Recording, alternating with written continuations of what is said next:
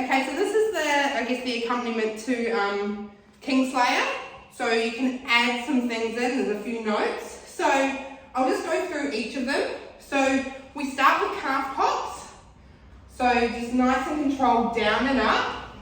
I do them slow in the beginning and then speed them up. And that happens each time we have an instrumental part in the music. You can exchange that for maybe hip circles, shoulder rolls, anything that feels good for you. Calf pops are good because they get firstly, we love a good calf stretch, and they get that movement of down and up going. Making sure on a flat surface and our feet are in parallel. Next we've got our verse. So when we have our verse, we bring a circle and a pop. A circle and a pop. And I want you to concentrate on, as you start to get more into the song, big, down, up, down. Yep, so we're really working on those levels that as dancers we need. If you feel like you want to add a little bit more, we can go circle, jump, circle, jump. In between that, circle, rise.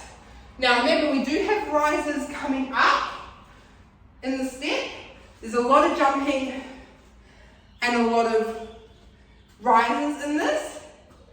So be aware of that. The circle and the pop might be enough for you. So just see how that feels.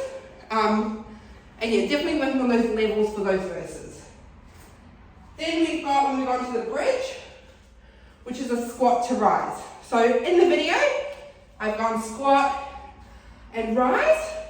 This is going to be the basis of regardless what level you choose. You can do it without arms.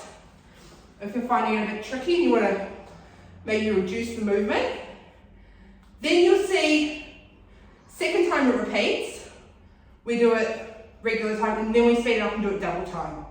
Now you have an option to do double time, the whole song, added in at different points. So you don't have to stick with the format that is in there.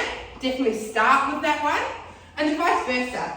If you get to the part where they are sped up in the video, you can keep doing them the same speed if you want. I don't want you to turn those ones into jumps. I want you to concentrate on getting that squat to rise.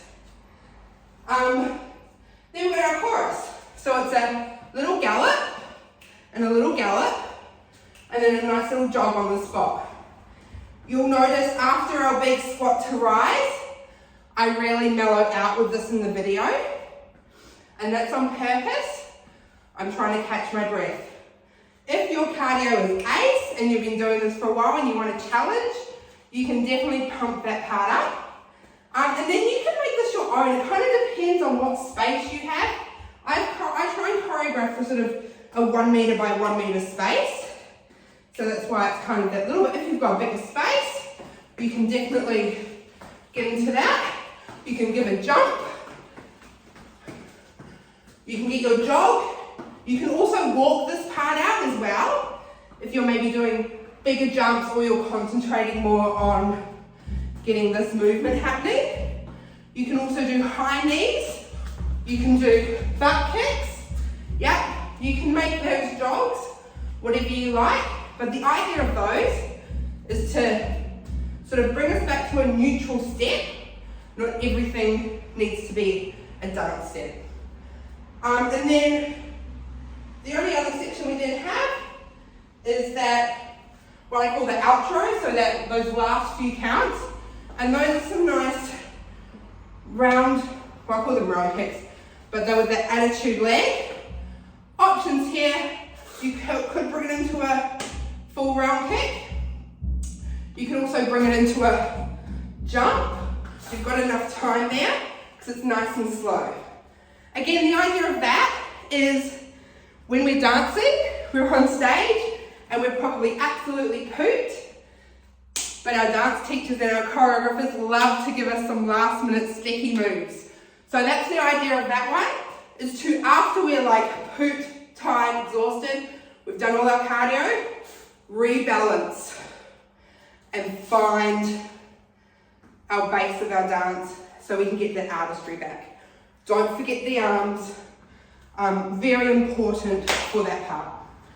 So that's it. That is our wonderful cardio exercise to bring me the horizon. I've forgotten what the song's called now. Kingslayer. What a good one. Have fun.